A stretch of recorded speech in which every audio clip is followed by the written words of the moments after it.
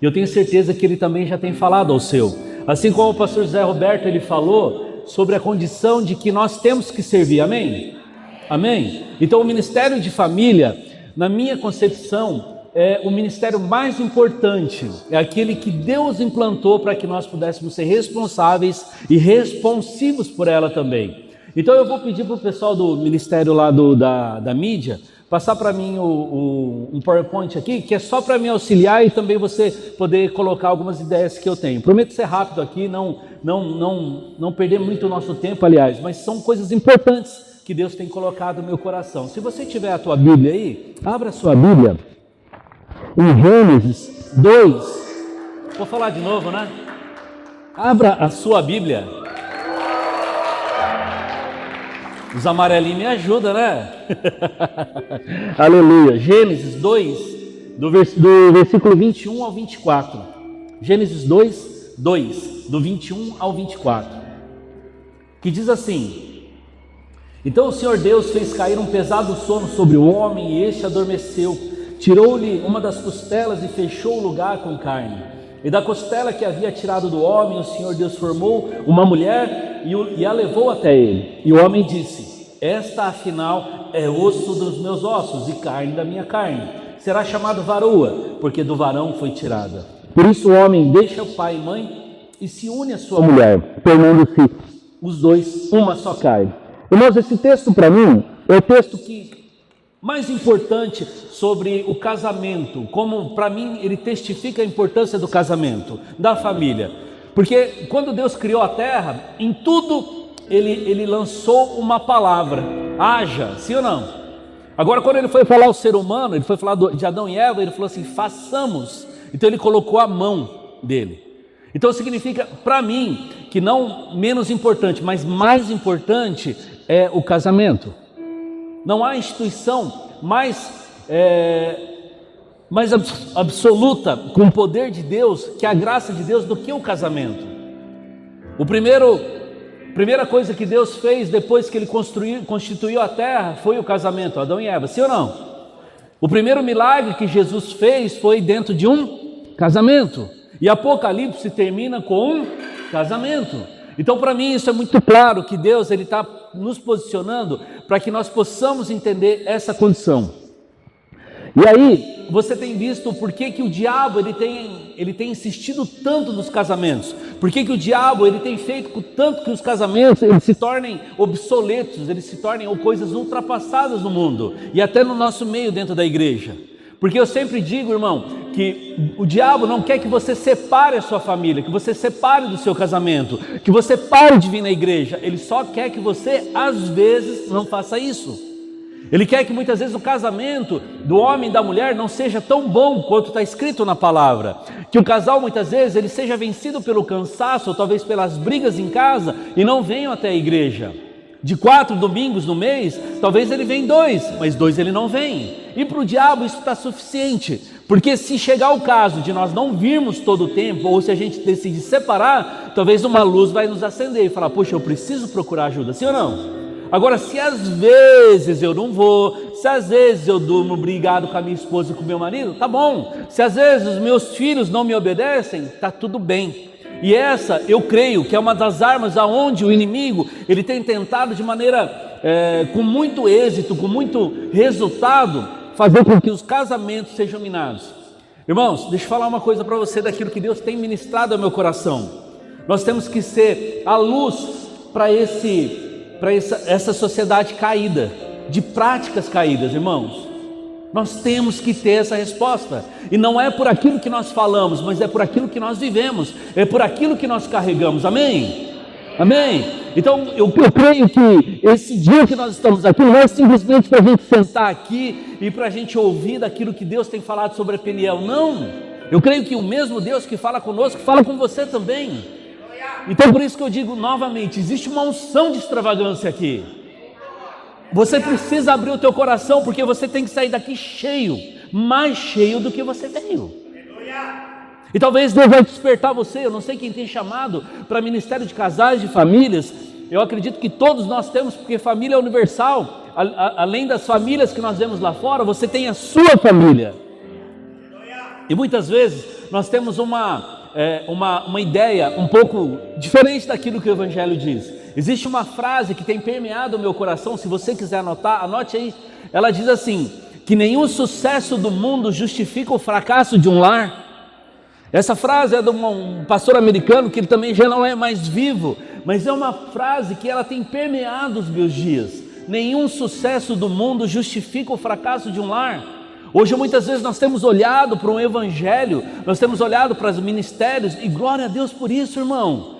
Mas o primeiro e o único evangelho que nós temos que ter, e mais importante para Deus, é a nossa família, é a nossa casa. Então não adianta eu falar para você daquilo que eu gostaria que você vivesse se eu não vivesse primeiro. E eu tenho um acordo muito claro com os nossos pastores aqui. Se eu tiver algum problema em casa, porque eu tenho um filho de 19, uma menina de 14, se eu tiver algum problema em casa, o lugar onde os pastores não vão me encontrar vai ser aqui na igreja. Eles vão me encontrar em casa, cuidando dos meus. E o diabo, ele tem agido na nossa vida como, é assim mesmo. Ele não quer ou ela não quer. Não, nós temos que olhar aquilo que o Evangelho diz. Que Deus não abre mão de ninguém, inclusive de mim e de você. Amém? E aí vamos caminhar um pouquinho. Olha como é que o mundo tem se posicionado, como é que o diabo tem se posicionado contra o casamento. Próximo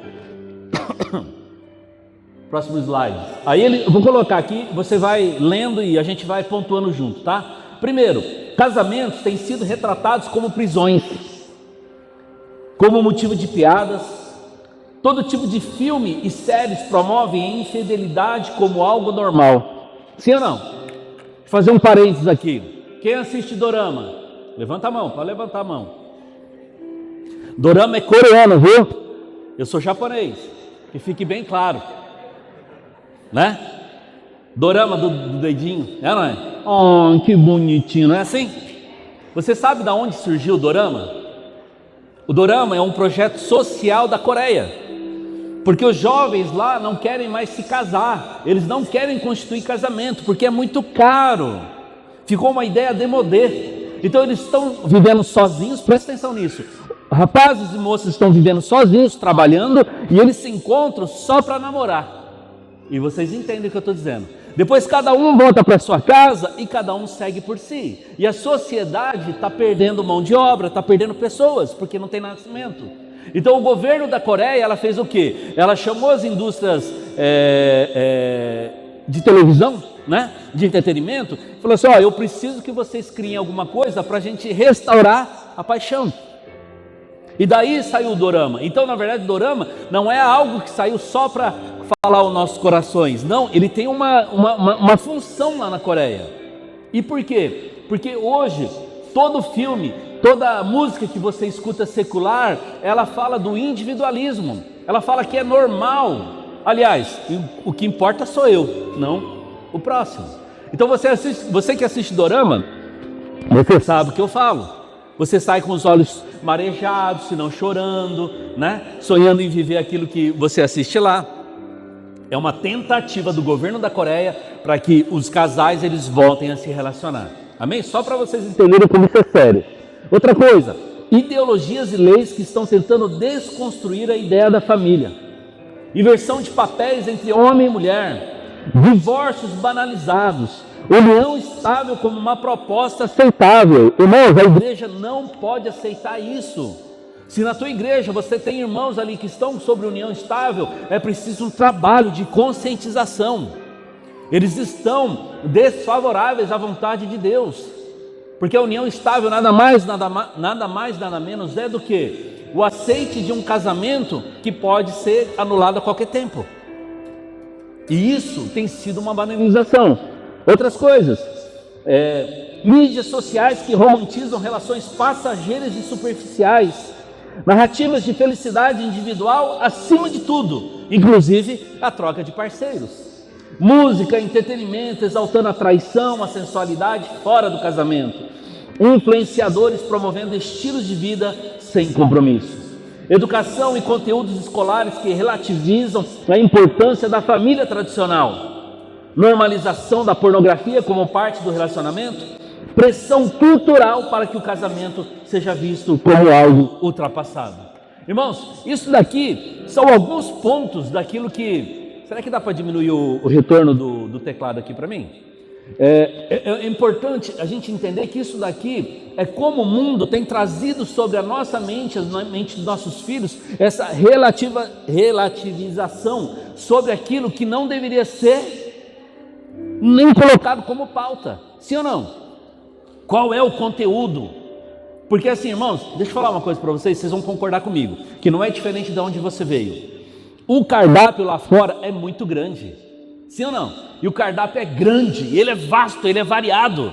Se nós, igrejas, nós não nos posicionarmos, existe um mundo que não brinca de ser mundo, existe um inimigo que não brinca de ser inimigo, que ele todo o tempo está fazendo o quê? Separa, larga, não separa não, junta.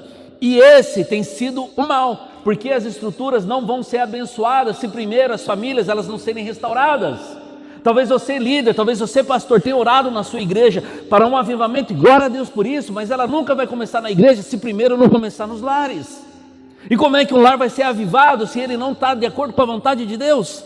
Existem 3 bênçãos que um casal precisa existir. É a bênção dos pais, é a bênção dos homens da lei e a bênção do Senhor. E muitas vezes nós temos colocado só como a do cartório ali dos homens, como ela é suficiente, não é? Amém? Então nós precisamos nos posicionar, porque é isso que o mundo tem vendido para os nossos filhos e talvez até para você. Não. Eu não vou no culto de casais, porque o Aldo vai me cobrar sobre isso, e o mundo diz para mim que isso talvez seja suficiente. Não é. Irmãos, nós precisamos voltar para a Escritura, nós possamos voltar para que talvez pessoas que não entenderam isso, nós sejamos a luz dessas pessoas. E como resultado, irmãos, daquilo que aconteceu nesse quadro, eu quero ler com vocês os resultados práticos que nós temos tido na nossa cultura. Primeiro, casamentos voláteis. A pessoa casa para até que a morte se separe, sim ou não? 6 meses está separando, quer dizer, até que a morte se separe, em 6 meses acabou. Você sabia que a média de casamento, e eu estou incluindo o casamento evangélico no meio, a média de separação do casamento até a separação são 15 anos, na verdade são 13 anos e meio. Então aquele casamento que era para ser para a vida toda, ele não dura um pouco mais que 1 década. O que não deveria, logicamente, acontecer. Outra coisa que tem acontecido, pais e mães ausentes, muito trabalho, muita ausência, muito trabalho no ministério. Irmãos, nenhum sucesso do mundo justifica o fracasso de um lar. Nós vamos prestar conta disso. Casal que brigam e voltam. Eu não sei como é que vive, irmão. Porque briga e volta, briga e volta, briga e volta. Eu não sei como é que... Eu não sei, parece que gosta. E tem uma música do Satanás, que tem lá nas músicas sertanejas, que fala que o melhor da briga, sabe o que é? É fazer as pazes. Quem criou isso aí foi o Satanás. E tem gente que fala assim, ai que legal, é fazer as pazes. Vai fazer as pazes no inferno. Sai desse lugar. Não existe. Pais, casal que dorme separado. Misericórdia, irmãos. Nós temos visto algumas coisas por aí que nós temos nos assustado. Já vou falar sobre isso. Casais que não têm a oração como uma prática no casamento, que não oram juntos, que deveriam durar a vida toda, mas não passam dos 15 primeiros anos, como eu falei. Jovens que não desejam se casar. Irmãos, existe uma epidemia de jovens que falam, eu casar capaz. Hoje, na minha época, eu tenho 51 anos, irmão. Na minha época, quando você pegava uma menininha com 10 anos na minha época, 8, 10 anos, e você falava assim, o que você quer ser quando você crescer? Essa menina tinha uma boneca Barbie na mão, e do outro lado ela falava assim, eu quero me casar de noiva. Não é? Hoje, se você pegar uma menina de 8, 10 anos do mundo, você vai perguntar o que ela quer ser. De um lado ela vai ter o tablet, do lado um iPhone. E ela vai falar o quê? Eu quero ser milionária. Ela não fala de família, ela não fala de relacionamento, porque isso vem daquilo que ela tem vivido em casa. Eu casar para viver o que meu pai vive, que minha mãe vive, Deus me livre. Eu oro para não casar. Irmãos, isso daqui tem se tornado uma tendência no mundo. Filhos buscando fora o que não encontram em seus lares, cada vez mais ausentes. Aí nós podemos falar jogos, nós podemos falar trabalho, nós podemos falar prostituição, drogas e assim por diante. alianças banalizadas. Pessoas que olham a aliança simplesmente como um anel. Não, não é. Não é um anel. É uma aliança que você fez diante do Senhor. Homens e mulheres que se ocupam para não voltar para sua casa. Isso não acontece lá na tua cidade, só em Cianorte. Quando chega às 6 horas, você vê botecos cheios, você vê academias lotadas, você vê lugares que as pessoas querem estar para não estar em casa. A casa deles deixou de ser o quê? Um lugar de delícias.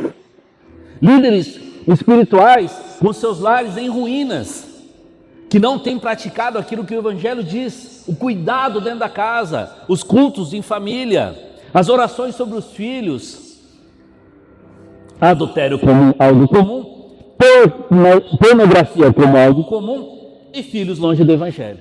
Irmãos, nós nunca vivemos assim, nós somos a geração mais alcançada pelo Evangelho, sim ou não?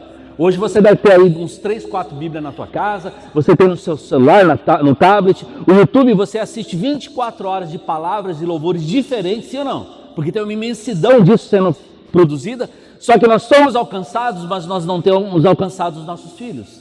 É verdade, nós não temos, porque nós temos ensinado a eles serem o quê? Bons profissionais, bons homens, boas mulheres, pagadores de impostos, mas nós não temos criado neles a essência do Evangelho. E eu estou dizendo para você, uma coisa que eu tenho aprendido no meu coração é que nós devemos criar uma geração para que ele possa impactar o mundo, como missionários, como pastores, sim, mas quem diz que ele precisa estar dentro de uma igreja para impactar? Ele precisa estar no comércio, a gente precisa ocupar espaço. E aí outro dia teve um irmão que falou assim para mim, mas Aldo, o que você está falando é uma utopia, não vai existir. Eu falei, pois é, talvez vai demorar 70 anos, 100 anos para isso acontecer, Aldo. Eu falei, é verdade, mas se alguém não começar, isso nunca vai acontecer. E eu creio que tem um povo aqui que está reunido nessa manhã, nesse dia, que saiu dos seus lares para estar aqui, para ter um despertar, amém? Por isso que eu volto a dizer, existe aqui uma unção de extravagância. Se você ficar segurando, de verdade, você vai perder tempo. Salmos 11:3 diz assim, ora, se forem destruídos os fundamentos, que poderá fazer o justo? O mundo tem tentado legalizar as práticas contrárias à palavra de Deus. A lei de Deus não é legal, ela é moral. Não é porque a sociedade diz que é legal, significa que nós temos que aceitar. Porque Deus é moral, Deus é de princípio. Ele não vai concordar com aquilo que é falta de princípio. E nós somos essa chave, amém? Sim ou não? Quem está comigo? Nós somos essa chave, nós carregamos essa chave, irmão. Não pelo que você sabe, pelo que fala, mas pelo que você vive. E tem práticas que o mundo tem trazido como legais, mas não é legal, não é moral, né? Você quer destruir uma sociedade? Ataque as suas famílias. Você quer paralisar uma igreja? Enfraqueça seus lares. Irmãos, você quer confundir uma geração? Desconstrua o modelo de família estabelecido por Deus. Domingo tem que almoçar em casa. Eu brigo com os casais que a gente acompanha, tem que estar em casa, o nosso lugar de delícia tem que estar em casa. Mas Aldo, eu nunca vou poder sair para almoçar na minha mãe, na churrascaria? Pode, irmãos, mas você precisa estabelecer o teu reino como modelo agradável. Isso está sendo esquecido, sim ou não? Eu sou da época de domingo é macarronada. Eu sou dessa época, irmão, e meus filhos, né, têm aprendido com isso. Mas se você quiser transformar o mundo, quem quer transformar o mundo aqui, irmãos? Fortaleça as famílias, pois um lar saudável gera filhos firmes, comunidades fortes e nações estáveis. Deseja ver um avivamento, mas é um avivamento duradouro. Comece pelo altar da sua casa, restaurando o amor, a oração e a unidade do seu casamento. Pergunta que eu quero lançar ao teu coração, você não precisa responder. Como é que estão os casamentos na sua comunidade de fé? Como é que estão os casamentos dentro da tua igreja? Eu quero que você leve essa pergunta para o teu coração. E agora eu vou passar um vídeo aqui, a mídia vai passar, eu não, né? A mídia vai passar um aqui, de alguns trabalhos que nós desenvolvemos hoje na Peniel para você entender. Quem tiver interesse, depois a gente pode falar com eles, tá? Mas eu vou discorrer aqui rapidinho porque o tempo é curto. O pessoal da mídia passa para mim, por favor.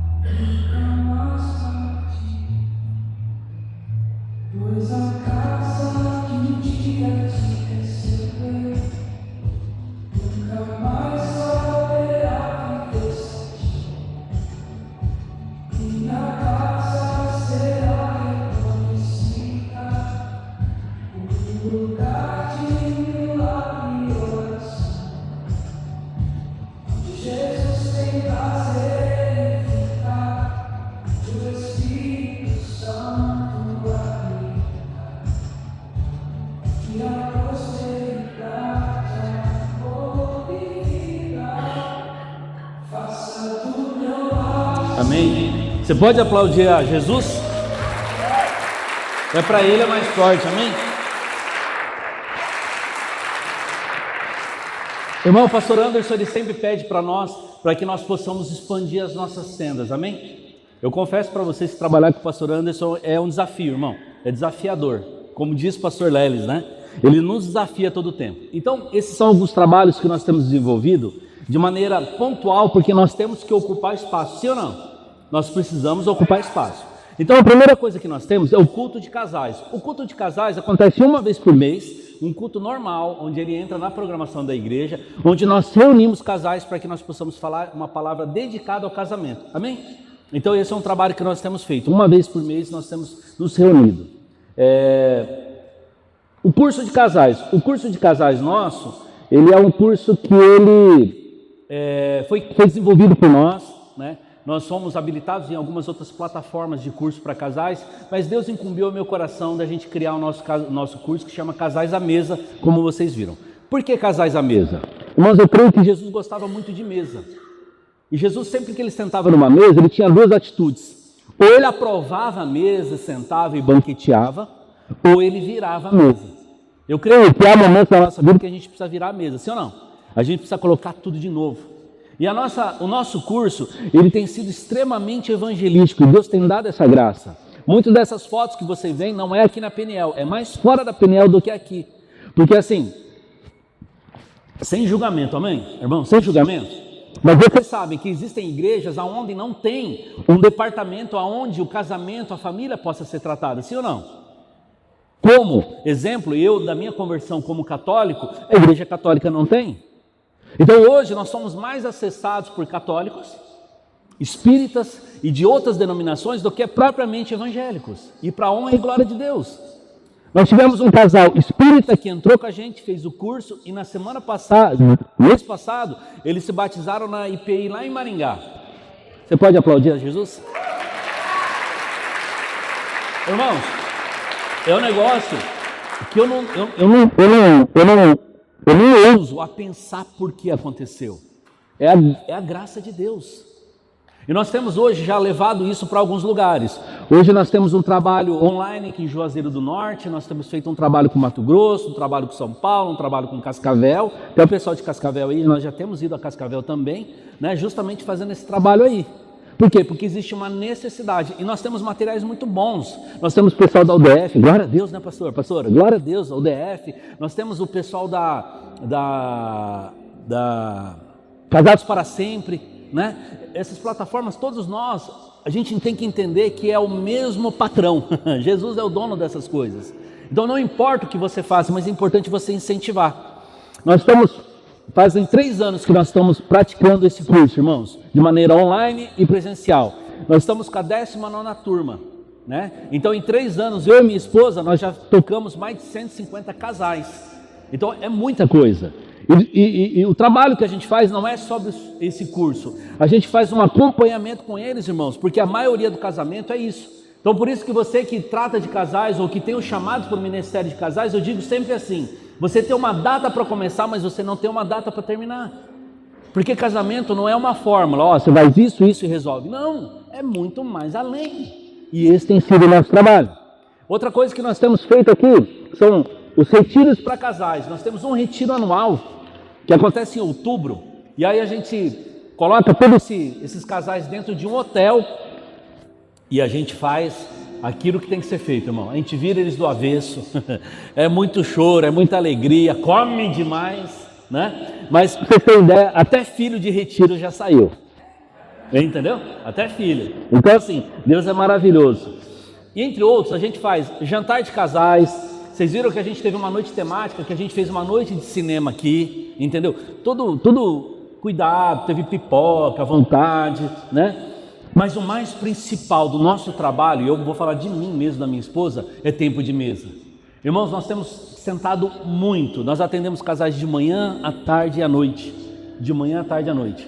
Uma função que eu tenho, porque eu auxilio a igreja, né? O meu trabalho, nós temos uma clínica, né? Eu sou psicanalista, então eu estou atuando com casais lá. E isso, eu vou contar um segredo para os irmãos aqui, né? Que na verdade até uma isca. Porque muitos casais que vão me procurar com problema no casamento, eles não viriam ser atendidos num gabinete de uma igreja, mas lá eles vão. E quando eles entram, irmão, aí o Espírito Santo faz, eu não faço nada, né? E quando eles vêm, eles estão pedindo, você não pode ir lá em casa e orar por nós? Eu falo, claro. Você quer deixar um pastor feliz? Pede para ele orar, não é, pastor André? Pede para orar que ele está feliz, né? Então nós temos visto que essa tem sido um formato muito bom dentro do que a sociedade tem precisado. Eu creio que Deus vai te dar estratégia, amém?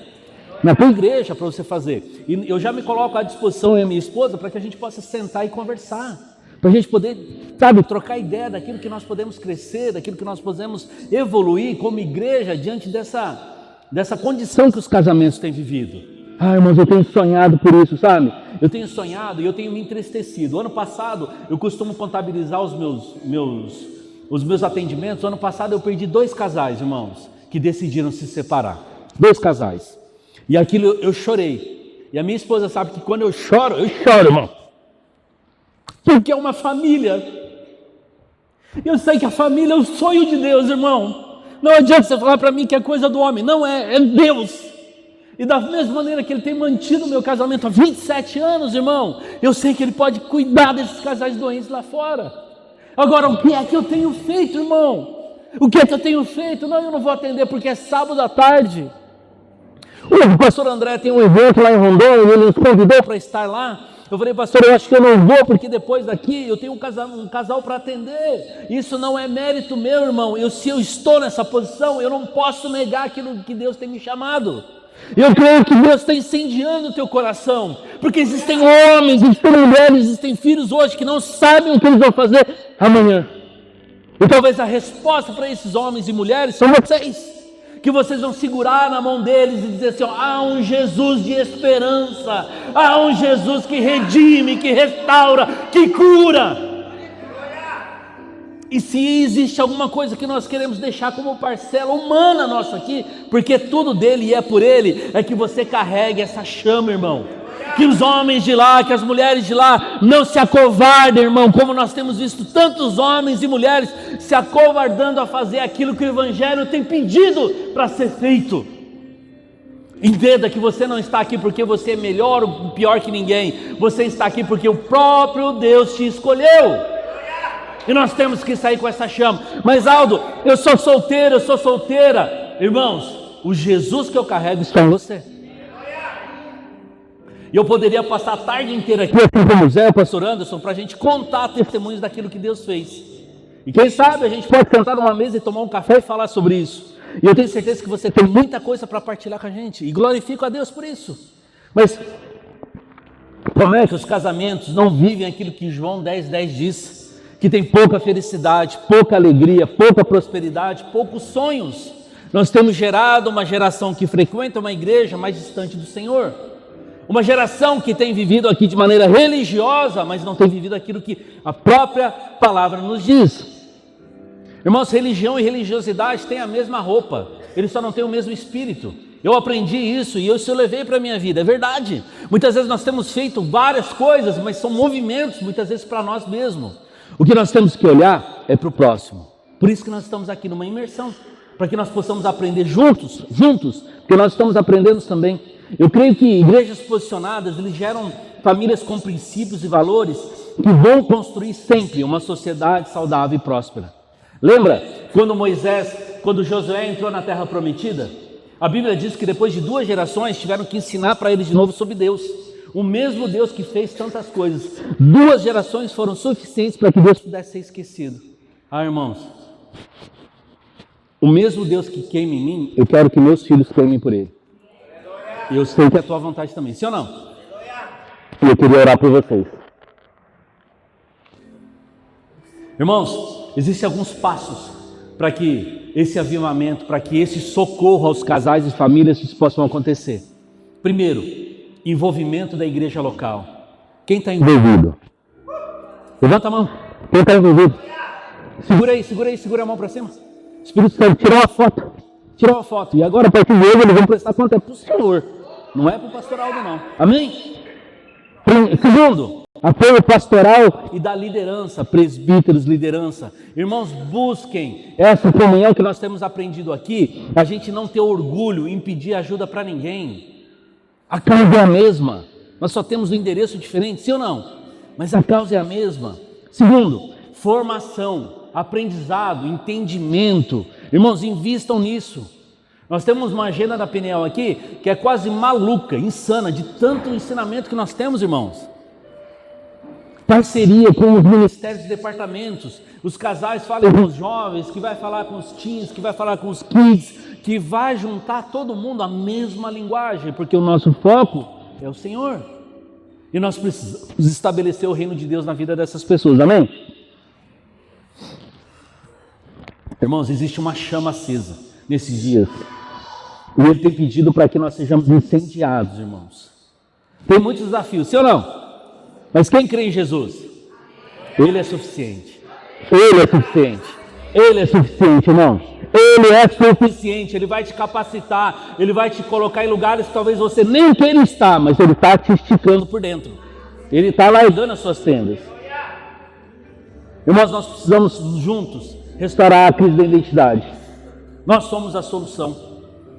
Cutuque a pessoa do teu lado aí com muito carinho. Dá uma cutucadinha nela. Agora você com muito amor, mas com dedo de profeta, coloque o dedo nela e fala assim: você carrega essa solução. Ah não, pelo amor de Deus, você parece que está contando piada. Fala com autoridade, você carrega essa solução. Aleluia! Aleluia! Irmãos, eu queria que você ficasse de pé. E eu vou ser ousado aqui. O pastor nos deu a liberdade. Eu quero usar o meu tempo ainda para essa liberdade. Você que sente no seu coração arder pela sua família, por um ministério. Irmãos, eu queria convidar você a vir aqui. Nós vamos ter um momento de oração.